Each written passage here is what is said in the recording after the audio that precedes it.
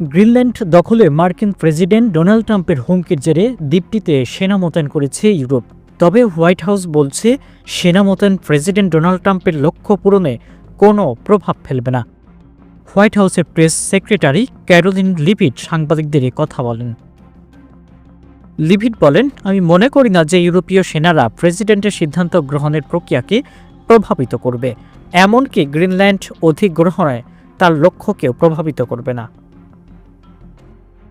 Denmark, Greenland ও যুক্তরাষ্ট্রের মধ্যে বৈঠকের কথা উল্লেখ করে তিনি বলেন, সেই বৈঠকে উভয় পক্ষই একটি কর্মী গ্রুপ গঠনে সম্মত হয়েছে, যারা গ্রিনল্যান্ড অধিগ্রহণের সময় প্রযুক্তিগত আলোচনা চালিয়ে যাবে।